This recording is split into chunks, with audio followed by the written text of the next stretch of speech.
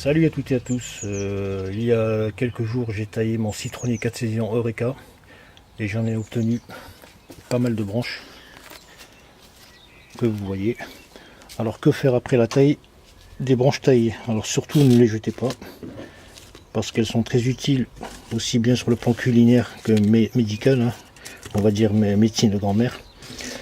Alors pour les stocker, c'est très simple. Il y a une méthode qui consiste à regrouper les branches. On peut même les sectionner lorsqu'elles sont longues dans des petits sachets et les mettre au congélateur. Donc à l'issue de quoi, lorsque vous les ressortirez, elles seront toujours vertes. Et elles auront conservé leur parfum, leur arôme. Deuxièmement, les regrouper en bouquet et les accrocher soit au soleil, soit en l'intérieur. Troisièmement, comme je vais faire, qui est la meilleure, on va dire, approche, hein. Je les mets au soleil, donc sur un drap ou un rideau propre.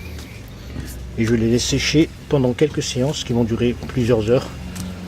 Voilà. Dès que le soleil est chaud, je les sors tous les jours et le soir je les regroupe donc en bouquet où je referme directement mon petit rideau et je les sors à nouveau lorsqu'il fait beau. Donc on va les laisser plusieurs séances, hein, donc plusieurs jours, de manière à obtenir des feuilles de ce type, des branches de ce type craquantes. Donc à ce stade, elles sont très odorantes encore, même sèches, elles préservent leur parfum. Donc si les branches ont des fleurs, surtout ne les supprimez pas. Parce que les fleurs aussi restent odorantes, même sèches.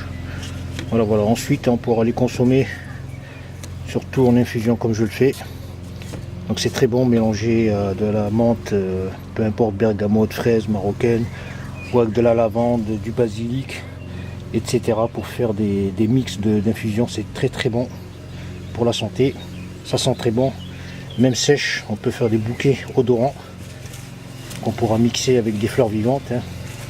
Voilà, ou faire des trucs de grand-mère, hein, mélanger ça avec de la lavande et faire des petits sachets, des petits coussins pour ceux qui connaissent, très odorants qu'on met sous les coussins, sous les oreillers des enfants par exemple.